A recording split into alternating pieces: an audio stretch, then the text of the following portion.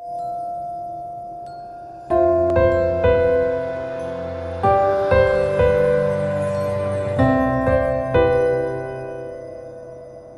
rencontre avec Ellie, ça s'est fait en 2015 sur le court-métrage Suspendu. Et je crois que c'est parce qu'on avait des amis en commun. Ils connaissaient la musique que je faisais avant, qui n'était pas de la musique de film. Ellie, lui, il est allé à l'école de la musique, moi non. Du coup, j'ai envie de dire qu'il aurait peut-être plus de vocabulaire que moi. Mais finalement, oui, il n'y a pas besoin de discuter de manière technique de la musique. L'important, c'est en général d'avoir un rapport à des sensations. En tout cas, j'arrivais à sentir le film qu'il voulait faire. Et donc, du coup, j'ai l'impression que les moments où on cherche et où c'est le plus compliqué, c'est quand Ellie doit me dire s'il est satisfait ou pas. C'est plutôt lui, parfois, qui se demande si on doit aller plus loin ou revenir ou si on a été assez précis. Olga, on a commencé à en parler assez tôt, en cours d'écriture. Et le travail de composition, il a vraiment commencé au moment du confinement, puisque le tournage s'est arrêté à cause du confinement. Et donc là, j'ai vu Ellie qui a commencé à me montrer des rushs et à me parler de certaines séquences. Et donc là, j'ai commencé à travailler un peu concrètement. Le départ des directions, c'est qu'on s'est dit que le personnage était peu bavard. Et donc on se demandait si déjà il allait avoir beaucoup de musique. Donc les intuitions qu'on avait, c'est que ça allait être de la musique pas forcément très mélodique, plutôt basée sur les sensations qu'a Olga en pratiquant la gym. Et donc il fallait que ce soit sensible, intime, assez intérieur. Donc on est un peu parti sur des choses bruitistes. J'utilisais un instrument, une viole de gambe, pour jouer. Et donc pour essayer d'incarner un peu de la tension, des lignes et des rebonds. Et du coup donner quelque chose d'assez organique. Donc c'était pas vraiment du montage, c'était plutôt une sorte d'interprétation un peu bizarre. Du coup, ça rentrerait plutôt dans une fabrication musicale. Et après, la manière dont j'ai sculpté ces sons, c'est plus proche du sound design. J'ai choisi la viole de gambe parce qu'on m'en a prêté une pour un film précédent. Et que c'était un instrument d'étude en contreplaqué, pas super noble, et du coup je l'aimais beaucoup, et j'adorais jouer hyper vite. Et ça fait partie... il y a 3 instruments que je joue vraiment un peu violemment dans mon studio, c'est la batterie, le piano et la viole de gambe. Et du coup les cordes frottées, c'était assez intéressant pour tenir des notes, alors que la batterie et le piano, ça collait pas. Et ça a un timbre un peu grinçant, parfois un peu nasillard, et du coup ça collait assez bien à Olga, qui peut être à la fois une espèce de taureau avec un cuir très épais, très dur, et en même temps une adolescente qui a envie de s'amuser ou un peu fragile. Il y a 2 footings. Le premier qui est un moment plutôt apaisé de synthèse, et à vrai dire c'était une maquette que j'avais fait avant de commencer, et je trouvais ça pas fou.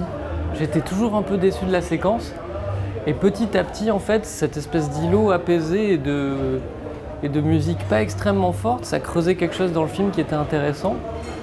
Et on a travaillé en effet sur la respiration. Ça, c'est la petite idée qui m'a fait un peu accepter la séquence, c'est qu'on passait ça dans un lecteur à bande et dans des pédales qui permettaient de donner l'impression que Olga s'entraîne et elle court, et puis à un moment donné, il y a son univers qui grandit un peu et qui rétrécit avec elle. Une espèce de travelling arrière dans la nuit.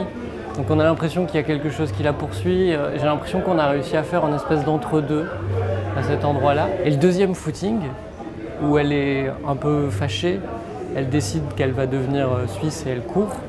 Là, c'est un truc hyper rythmique, justement, où j'ai joué de la viole de gambe en double croche. Et je me rappelle, on a fait des espèces de cuts avec des gros coups d'archer sur les cuts. Et c'était assez rigolo à faire. Au moment de la séquence où Olga découvre l'accident, j'ai utilisé un petit instrument qui est une vielle à roue Minus, fabriquée par un super luthier qui s'appelle Léo Morel. Et du coup, dans le son et dans la circularité, il y a déjà un son de sirène et quelque chose de l'ordre de l'urgence et une justesse qui n'arrête pas d'osciller. Donc je l'ai fait monter petit à petit en tendant les cordes. Et du coup, l'idée nous plaisait parce que justement, elle rebondissait sur le son qu'on avait dans la vidéo. Donc ça m'étonne pas qu'ensuite au montage son, ils aient poussé l'idée au maximum, parce qu'il y avait à la fois le truc diégétique de la sirène et du symbole, mais aussi juste la sensation de tournis que ça peut être de découvrir cette scène hyper violente et choquante. Et en même temps au pire moment, puisqu'elle est à son pic de tension. Donc l'idée c'était d'arriver à faire quelque chose d'un peu physique, mais qui soit pas spectaculaire, parce que c'est une des seules scènes où il y a de la musique sous des dialogues, par exemple. Au départ du film, on s'est posé la question de travailler avec des chanteurs, des interprètes ukrainiens, et notamment Bracha Dasha. Ça semblait être une fausse piste au fur et à mesure, parce que le rôle de la musique n'était pas de questionner l'identité.